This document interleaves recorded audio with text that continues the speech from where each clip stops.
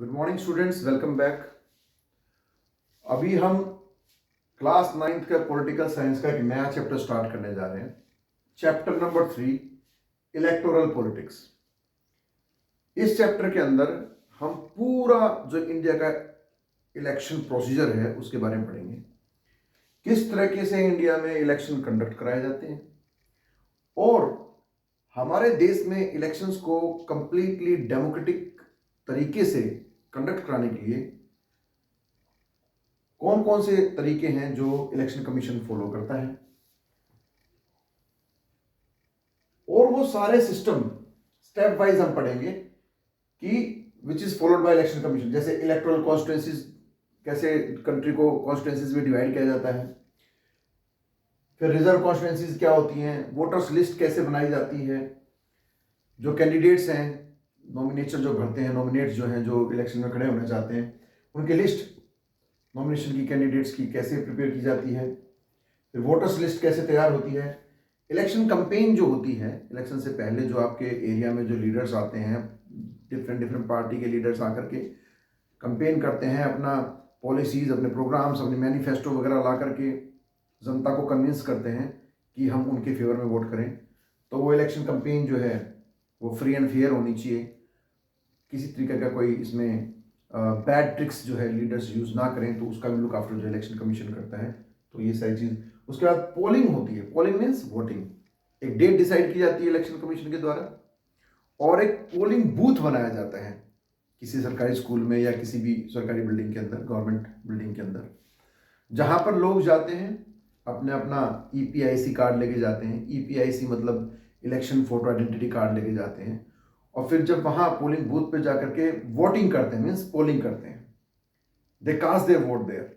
उसके बाद पोलिंग होने के बाद वोट्स की गिनती करना और उसके बाद डिक्लेयर करना कि किस पार्टी को या किस लीडर को कितनी वोट्स मिली हैं, कौन जीत गया, कौन हार गया, किसको कितनी, ये सारी काउंटिंग करते हैं। इसके बाद जो गवर्नमेंट होती है, जो रिप्रेजेंटेटिव्स होते हैं, जो मेजोरिटी में जीतते हैं, वो गवर्नमेंट बनाते हैं। तो ये सारा प्रोसीजर जो है हम इस चैप्टर में कवर करने वाले हैं। फिर इसमें एक दो चीज थोड़ी सी एक्स्ट्रा और पढ़ेंगे। हम देखेंगे कि इलेक्शंस को डेमोक्रेटिक बनाने के लिए कौन से तरीके हैं, कौन से फीचर्स हैं जो इलेक्शंस को डेमोक्रेटिक बनाते हैं। और हमारे इंडिया के अंदर जो इलेक्शंस हैं, what makes elections democratic in India. हमारे देश के अंदर, इंडिया के अंदर, इंडिया एक वेरिएंट कंट्री है, बहुत ही बड़ा देश है और यहाँ मल्टी पार्टी सिस्टम फॉलो होता है। बहुत सारी पार्टीज हैं, उनके बीच में कंपटीशन है।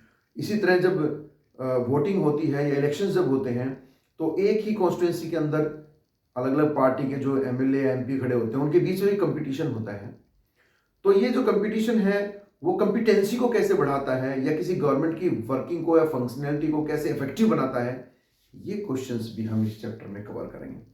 तो दोस्तों, मैंने आपको पूरे चैप्टर का एक ओवरव्यू अभी डिस्कस किया है 2 मिनट के अंदर। मैं एक बार दोबारा से आपको ओवरव्यू दे देता हूं। इस चैप्टर के अंदर हम इलेक्शंस के बारे में पढ़ने जा रहे हैं। इलेक्शंस की जरूरत क्यों है, इलेक्शंस को डेमोक्रेटिक कैसे बनाया जा सकता है, और क्या पॉलिटिकल पार्टीज या लीडर्स के बीच में जो कंपटीशन है उसका फायदा है या नुकसान है। फिर हम पढ़ेंगे 3.2 टॉपिक के अंदर कि which system is followed by election commission in India.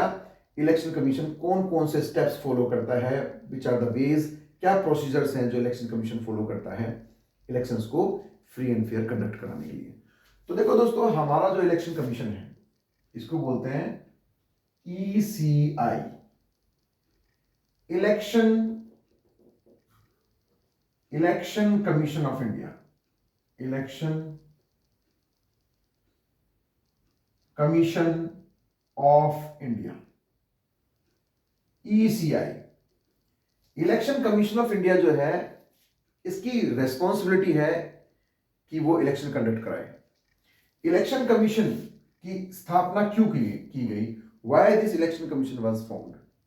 देखिए, डेमोक्रेटिक गवर्नमेंट के अंदर लोग अपनी मर्जी से अपना यूनिवर्सल एडल्ट फ्रेंचाइजी यानी कि वोटिंग राइट्स को यूज करके अपने चुनिंदा नेताओं को चुनते हैं, अपने रूलर्स को चुनते हैं, अपने रिप्रेजेंटेटिव्स को चुनते हैं, और वही लोग आगे जाकर के सरकार बनाते हैं।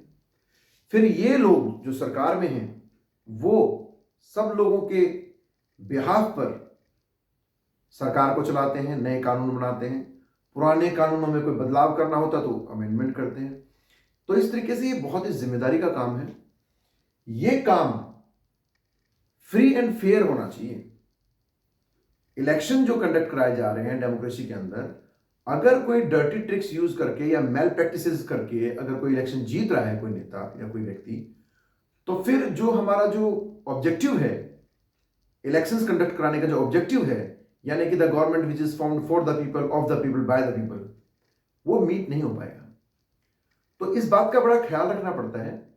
अगर आप चाहते हैं कि एक्चुअल में लोगों की सरकार हो, लोगों के द्वारा चुनी जाए और वो लोगों के लिए काम करे, तो यह भी जरूरी है कि लोगों की चॉइस, जो लोगों की चॉइस है वो फ्री एंड फेयर होनी चाहिए।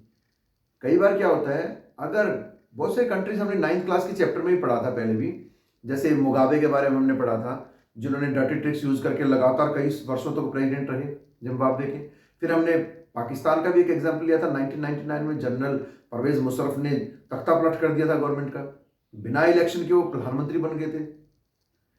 तो ऐसे बहुत सारे एग्जाम्पल। फिर जो वोटिंग होती है वो 1 पर्सन 1 वोट 1 वैल्यू के बेस पे होनी चाहिए। अगर हम एग्जाम्पल ले फीजी कंट्री का, ये मैं वही एग्जाम्पल ले रहा हूं जो हम इससे अर्लियर चैप्टर्स में पढ़ चुके हैं। फीजी कंट्री के अंदर जो फीजियन है उनकी वोट की डबल वैल्यू है इंडिजिनस लोगों की, जबकि आउटसाइडर्स जो हैं उनकी वैल्यू की वोट हाफ है। अब अगर हम श्रीलंका की बात करें, श्रीलंका के अंदर फ्री एंड फेयर इलेक्शन नहीं होते, वहां पर सब लोगों को बराबर वोट डालने का अधिकार नहीं है। कैसे? जो तमिल स्पीकिंग पीपल है श्रीलंका में, उनको वोट डालने का कंप्लीट जो है फ्रीडम नहीं है, जबकि वो इलेक्शन से पार्टिसिपेट भी नहीं कर सकते हैं, वो गवर्नमेंट जॉब्स में भी उनको ज्यादा प्रमोशंस नहीं मिलते हैं, जबकि जो वहां पर बुद्धिज्म को फॉलो करने वाले सिंहला स्पीकिंग जो लोग हैं उनको गवर्नमेंट जॉब्स के अंदर भी, इलेक्शंस के अंदर भी ज्यादा पार्टिसिपेशन मिलता है। तो फ्रेंड्स, इस चैप्टर के अंदर हमने इसी चीज पे फोकस करना है कि इलेक्टोरल जो पॉलिटिक्स है, यानी जो इलेक्शन प्रोसीजर है, उसको फ्री एंड फेयर बनाने के लिए और ज्यादा इफेक्टिव बनाने के लिए 25 जनवरी 1950 में हमारे कॉन्स्टिट्यूशन में प्रावधान रखा गया कि किसी भी तरह के गवर्नमेंट का इन्वॉल्वमेंट इलेक्शन में नहीं होना चाहिए, नहीं तो कोई भी रूलिंग पार्टी जो है वो अपनी पावर का यूज करके इलेक्शंस में वो दोबारा से जीत सकती है, या अपने अप्रोचेस को यूज कर सकती है, अपने लिंक्स को यूज कर सकते हैं लीडर्स। तो इसलिए इलेक्शंस को फ्री एंड फेयर कंडक्ट कराने के लिए एक इंडिपेंडेंट कमीशन बनाया गया, इंडिपेंडेंट डिपार्टमेंट बनाया गया, जिसको बोला गया इलेक्शन कमीशन ऑफ इंडिया। तो यहां पर एक क्वेश्चन आपका सोल्व हो गया। When was the Election Commission of India formed? So it was founded on 25 January 1950। और मैं आपको बता दूं कि हमारे देश का जो पहला इलेक्शन हुआ था 1951 टू 1952 के बीच में, अक्टूबर से फरवरी के बीच में हुआ था ये। तो सबसे पहली जो इलेक्टेड नॉमिनेटेड गवर्नमेंट, जो इलेक्टेड गवर्नमेंट बनी थी, वो बनी थी 1952 के बाद, जिसमें जो पंडित जवाहरलाल नेहरू जो है इंडियन नेशनल कांग्रेस जीत गई थी और पंडित जवाहरलाल नेहरू दोबारा जो है वो देश के प्रधानमंत्री बन गए थे। तो election commission of India, ECI, what is the full form of ECI? Election commission of India. चलो, तो इलेक्शन कमीशन ऑफ इंडिया जो है वो इन सारे प्रोसीजर्स को लुक आफ्टर करता है। इन सारे प्रोसीजर्स को कंडक्ट कराने की जिम्मेदारी इलेक्शन कमीशन ऑफ इंडिया की है। तो इसके लिए इलेक्शन कमीशन ऑफ, देश हमारा बहुत बड़ा है, और इलेक्शन होता किस चीज के लिए है? देखिए, 2 तरह के इलेक्शन होते हैं। एक होते हैं डायरेक्ट इलेक्शन, जो कि जिसमें हम लोग खुद वोट कास्ट करते हैं और अपने लीडर्स को चुनते हैं। एक होते हैं इनडायरेक्ट इलेक्शन, जिनमें हम लोग वोटिंग नहीं करते, बल्कि हमारे द्वारा चुने हुए जो रिप्रेजेंटेटिव्स हैं आगे फर्दर वो वोटिंग करेंगे और लीडर्स को चुनेंगे। ये क्या है, जरा मैं इसको आपको थोड़ा सा एक्सप्लेन कर देता हूं। 1 मिनट। देखिए, हम बात कर रहे हैं इलेक्शन में सिर्फ उन MP और MLAs की, या सिर्फ उन रिप्रेजेंटेटिव्स की जिनको हम डायरेक्टली चुनते हैं। लेकिन मैं थोड़ा सा आपको ये समझा दूं यहां पे जैसे हमारी पार्लियामेंट है, हमारी जो पार्लियामेंट है उसकी दो हाउस है, we have bicameral system, bicameral parliament. हमारी जो पार्लियामेंट है बाई कैमरल है ना, इसके दो हाउसेज हैं, एक है लोकसभा और एक है राज्यसभा, एक है राज्यसभा। लेकिन आपको मैं बता दूं कि जो राज्यसभा के जो मेंबर्स हैं, मेंबर ऑफ पार्लियामेंट हैं जो राज्यसभा के, उनको जनता डायरेक्टली नहीं चुनती है, उनका इलेक्शन इनडायरेक्टली होता है।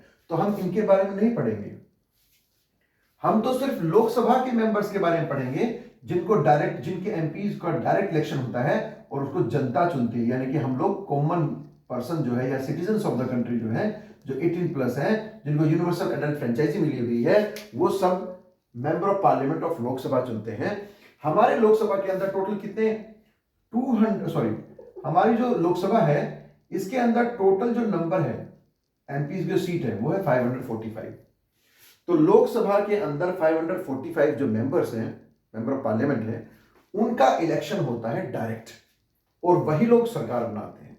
तो जो जनता द्वारा चुनी हुई सरकार है या लीडर्स हैं, वो रिप्रेजेंटेटिव्स लोकसभा में बैठते हैं, इसलिए इसका नाम है लोकसभा, यानी लोगों की सभा। ठीक है, लेकिन ये जो टोटल 545 है ना, इसमें से सिर्फ 543 को जनता चुनती है, बाकी के जो दो हैं उनको राष्ट्रपति नॉमिनेट करता है।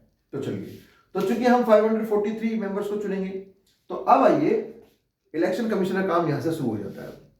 सपोज लोकसभा के इलेक्शन हो रहे हैं, आपको पता है कि हर 5 साल में इलेक्शन होते हैं, चाहे वो स्टेट असेंबली इलेक्शंस हो या नेशनल लेवल के जो है पार्लियामेंट के लिए इलेक्शन हो, लोकसभा के लिए। तो हर 5 साल में हमारे देश में हर 5 साल के इंटरवल में इलेक्शंस होते हैं।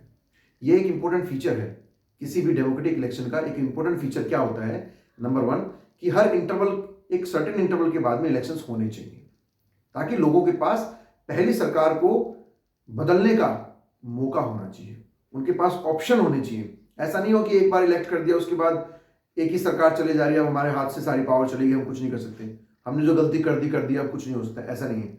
सपोज हमने किसी को इलेक्ट किया और 5 साल तक वो सरकार हमारे अकॉर्डिंग काम नहीं कर पाई, हमारी जो उन्होंने अपना जो प्रोपेगेंडा या जो भी उन्होंने अपना एजेंडा, जो मैनिफेस्टो दिया था, उस पर वो सरकार ढंग से काम नहीं कर पाई, तो 5 साल के बाद में हमारे पास दोबारा ऑप्शन है, दोबारा चॉइस आएगी, हम दोबारा इलेक्शन होंगे, हम दूसरे लोगों को चुन सकते हैं। तो दोस्तों, ये जो इलेक्शंस कंडक्ट होते हैं हर 5 साल में, इलेक्शन कमीशन हर 5 साल के बाद इलेक्शन कंडक्ट कराएगा। और इलेक्शन कंडक्ट कराने के लिए सबसे पहला स्टेप ये होता है कि किस किस एरिया से कौन कौन चुना जाएगा। तो नंबर 1 बात तो मैं आपको ये बता दूं कि हमारे टोटल नंबर ऑफ एमपी जो होते हैं 543, पूरे कंट्री को, पूरा जो हमारा एरिया है, पूरा जो हमारी टेरिटरी है, जो ज्योग्राफिकल हमारा एरिया है, पूरा देश, उसको 543 एरियाज में, पॉलिटिकल एरियाज में डिवाइड किया जाता है। इलेक्शन कमीशन सबसे पहले जब इलेक्शन कंडक्ट कराएगा तो सबसे पहले क्या करेगा, पूरी कंट्री को 543 पॉलिटिकल रीजन्स में डिवाइड कर देगा और हर एक पॉलिटिकल डिवीजन से, हर एक पॉलिटिकल जो एरिया है उससे एक एमपी चुना जाएगा। ठीक है, तो ये जो पॉलिटिकल डिवीजन किया गया है, this political divided part, this region, this area from where one MP for Lok Sabha will be elected by the people, this part of the country is called constituency। तो पहले, सबसे पहला काम क्या होगा, देश को कॉन्स्टिट्यूएंसीज में डिवाइड करना। तो पॉलिटिकली पूरी कंट्री को 543 कॉन्स्टिट्यूएंसीज में डिवाइड किया जाता है और हर एक कॉन्स्टिट्यूएंसी से एक एमपी चुना जाता है। ठीक है, अब चूंकि हमें 543 एमपी चाहिए, तो इसलिए 543 कॉन्स्टिट्यूएंसीज डिसाइड की जाएंगी और ये जो एरिया होगा ये कौन डिसाइड करेगा, ये हमारा ईसीआई करेगा, इलेक्शन कमीशन ऑफ इंडिया। पूरी कंट्री को small small constituency, suppose this is our country India, okay, suppose this is our country India, okay. तो यहां पर हमने टोटल 543 एमपीज को चुनना है तो ये वाला पार्ट तो पाकिस्तानी कैप्चर में, इसको छोड़ दो और इसको भी छोड़ दो क्योंकि ये एक्साइ चिंग चाइना के कैप्चर में है। तो ये पूरा जो कंट्री है इसको 543 कॉन्स्टिट्यूएंसीज में डिवाइड कर दिया जाएगा। सभी पार्ट्स के लिए ईस्ट वेस्ट नॉर्थ साउथ पूरी कंट्री को 543 कॉन्स्टिट्यूएंसीज में डिवाइड कर दिया जाएगा। तो क्वेश्चन ये है व्हाट, देखिए मैंने साथ में ना यहाँ पे बहुत सारे इंपॉर्टेंट टर्म्स भी लिखे हुए, मैं साथ के साथ यहाँ पे आपको समझाता रहूंगा। यहाँ पर क्या लिखा है मैंने, कॉन्स्टिट्यूएंसी, ये देखिए यहाँ पे मैंने लिखा है कॉन्स्टिट्यूएंसी। कॉन्स्टिट्यूएंसीज क्या होती है,